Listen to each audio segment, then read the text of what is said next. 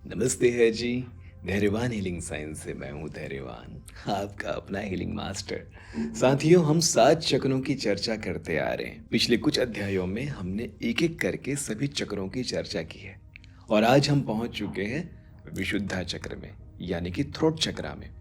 विशुद्धा चक्र के लिए हमें क्या साधना करनी है, साधना से क्या सिद्ध होता है, क्या करना चाहिए, कौन से क्रिस्टल्स का इस्तेमाल करते हैं, दूसरों पर इसका क्या प्रभाव पड़ता है, खुद के जीवन पे इसकी क्या सिद्धियां हमें प्राप्त होती है, इस पर आज हम बहुत गहरी चर्चा करेंगे।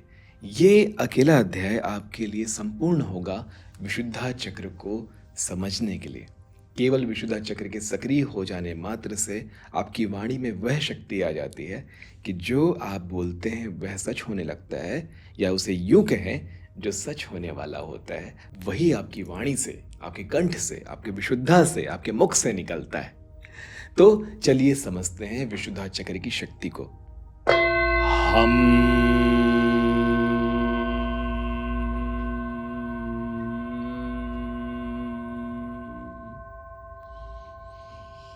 यह बीज मंत्र है विशुद्धा चक्र का, और जब हम विशुद्धा चक्र की साधना कर रहे होते हैं तो यही बीज मंत्र हमारे सर्वोत्तम काम आता है। यानी कि इस साधना में ये बीज मंत्र हमारे लिए शक्ति का पुंज बन के रहता है। आप अभी इस वीडियो को रोक करके हम मंत्र का उच्चारण करके देखिए। सारी ऊर्जा यही समाती हुई आपको नजर आएगी, यही आप पूरे कंपन को महसूस करेंगे। विशुद्धा चक्र जुड़ा है आपके चरित्र से। जी हाँ, लोगों को लगता है चरित्र तो नीचे कहीं है, नहीं, विशुद्धा चक्र है चरित्र का प्रमाण। चाहे आप कितने भी अच्छे इंसान हो, अगर आपकी वाणी कटु है तो आप किसी को पसंद नहीं आएंगे, और आप कितने भी अजीब बुरे इंसान हैं और आपकी वाणी में मिठास है तो आपको सब पसंद करेंगे। यही शक्ति है विशुद्धा चक्र की। जी हाँ, बाकी चक्र अच्छे ना भी हो और केवल विशुद्धा चक्र आपका अच्छा है तो भी आपको लोग पसंद करेंगे, आपके चरित्र में, आपकी पर्सनालिटी में। और हमारे शरीर तल पर थायराइड ग्लैंड से जुड़ा हुआ है। गले से जुड़ी बीमारियां, गले में खराश, सर्दी, जुकाम, ये सारी चीजें बार बार होना इस बात का प्रमाण है कि विशुद्धा चक्र कमजोर है, उसमें ऊर्जा की कमी है कहीं ना कहीं। ये कमजोर कैसे होता है?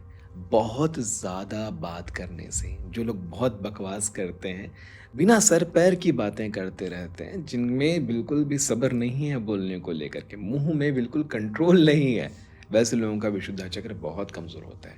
यदि कुछ समझ में ना आए तो मौन, जी हाँ, मौन का अभ्यास करने से, यानी कि दिन के कुछ घंटे या पूरे दिन या हफ्ते में एक दिन का जो मौन अभ्यास करते हैं, जैसे कि विपस्सना में 10 दिनों का या 7 दिनों का संपूर्ण मौन होता है जिसमें हम इशारों में भी बात नहीं करते हैं, तो इससे विशुद्धा चक्र को सबसे अधिक शक्ति मिलती है। 7 चक्रों को शक्ति मिलती है, लेकिन मुंह बंद होने से विशुद्धा चक्र को सबसे अधिक शक्ति मिलती है। ध्यान रखने वाली बात है कि हमारी तपस्या की ऊर्जा वहीं केंद्रित होती है जहां हमने त्याग किया है। गांधारी याद है, महाभारत, उन्होंने आंखों में पट्टी बांध करके पूरे जीवन तपस्या की, यानी कि ना देखना ही तपस्या थी उनकी। तो वो तपस्या की सारी शक्ति उनकी आंखों में निहित हो गई। तो जब उन्होंने अपनी पट्टी उतारी और आंखों को खोल करके अपने पुत्र यानी कि दुर्योधन को जब देखा तो उनका पूरा शरीर वज्र का हो गया, क्योंकि उन्होंने यही संकल्प किया था कि ये सारी ऊर्जा मेरे पुत्र के शरीर को वज्र का बना दे। तो वैसे ही जब आप मौन करते हैं, रोकते हैं अपने आप को, तो वो ऊर्जा यहाँ केंद्रित होनी शुरू हो जाती है, और जब आप मुख खोलते हैं, जब आप बोलते हैं, तो उसका प्रभाव बढ़ जाता है। ये केवल उदाहरण के लिए मैं समझा रहा हूँ, क्योंकि आम जीवन में ये यही होता है। तो इस शक्ति को हम अपने सामर्थ्य से भी तो बढ़ा सकते हैं। तो अपनी हथेलियों का इस्तेमाल करें। जो रेकी हीलिंग जानते हैं, जो प्राणिक हीलिंग जानते हैं, लामा, फेरा, ध्यान सूत्र, टैरो रीडिंग, जो भी विधाओं को जिन्होंने सीखा है, उन्हें उनके गुरु सिखाते हैं कि कैसे 7 चक्रों को हील करते हैं। रेकी हीलिंग में हम अपने हाथों में चिन्हों को बनाते हैं, सिंबल्स को बनाते हैं। अगर आप रेकी हीलिंग नहीं भी जानते तो भी अपने हाथों को बस इस तरह से खींचिए, फिर अपने हाथों की उन ऊर्जा को अपने विशुद्ध चक्र में इस तरह से क्रॉस करके रखिए, और इसके बाद हम मंत्र का उच्चारण करें गहरी सांस लेकर के। पूरी सांस भर के जब आप इसे छोड़ते हैं तो अपने आप यहाँ ऊर्जा आनी शुरू होती है। बस इस ऊर्जा को धारण किए हुए रहना। सूर्य की ऊर्जा से भी ये चार्ज होता है। ध्यान रखें, जब सूर्य उदय होता है यानी कि सनराइज होता है, तो 5वें नंबर की रोशनी नीली होती है आकाश की, जहां क्षितिज होता है, होराइजन कहते हैं जिसे, वहां नीले रंग की जो रोशनी होती है आकाश की, वही विशुद्धा चक्र का रंग है। और विशुद्धा चक्र का तत्व है आकाश। धरती की सीमा, पानी की सीमा, और वहां जो आकाश होता है नीले रंग का, वही विशुद्धा चक्र का रंग है। यानी कि हमारे मस्तक और हमारे धड़ के बीच में विशुद्धा चक्र उसी स्थान पर निहित है, क्योंकि धड़ का सारा हिस्सा पानी और मिट्टी है और सिर का सारा हिस्सा आकाश ब्रह्मांड है। और प्रकृति को ही देख करके, समझ करके हमारे गुरुओं ने इन ज्ञान को हमें बताया है, समझाया है। विशुद्धा चक्र के कमजोर होने से आपकी बात कभी नहीं सुनी जाती।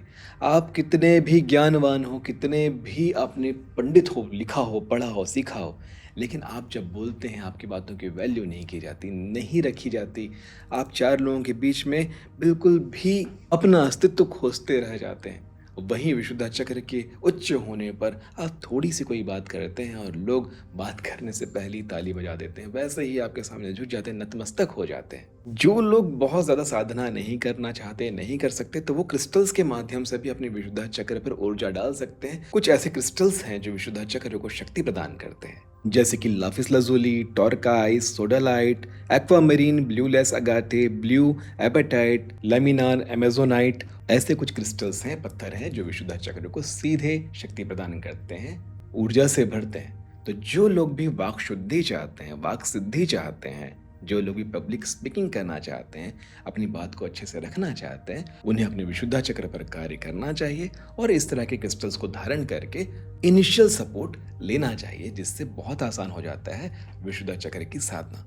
वैसे तो सातों चक्रों का बैलेंस होना बहुत अनिवार्य है, तभी जीवन बहुत सुखी होता है, तभी आप साधना मार्ग में, योग के मार्ग में आगे बढ़ पाते हैं। कुछ ऐसे योगासन भी होते हैं जो विशुद्धा चक्र को सपोर्ट करता है, लेकिन मैं रिकमेंड करूंगा कि आप केवल सूर्य नमस्कार प्राणायाम कर ले, इस व्यायाम को कर ले, तो आपके सातों चक्रों को ऊर्जा मिलती है। भुजंग आसन, जो कि सूर्य नमस्कार के भीतर ही होता है, वो सीधे आपके विशुद्धा चक्र को शक्ति से भरता है, तो आप ये भी कर सकते हैं। और ये सब करने के उपरांत अगर आप उच्च स्तर पे और जाना चाहते हैं, तो किसी योग्य गुरु के सानिध्य में रह करके इसकी साधना की जाए, जिससे आपके विशुद्धा चक्र या किसी भी अन्य चक्रों पर आप पूरी शक्ति से काम कर सकते हैं। ठीक है जी।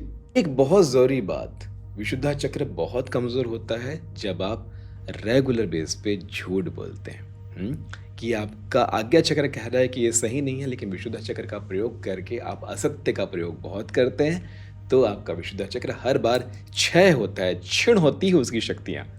ठीक है जी। तो सब बातें तो हमने विशुद्धा चक्र की समझ ली। आशा करता हूं यह अध्याय भी आपको बहुत अच्छे से समझ में आया होगा। मिलते हैं आने वाले अध्यायों में, तब तक के लिए नमस्ते है जी।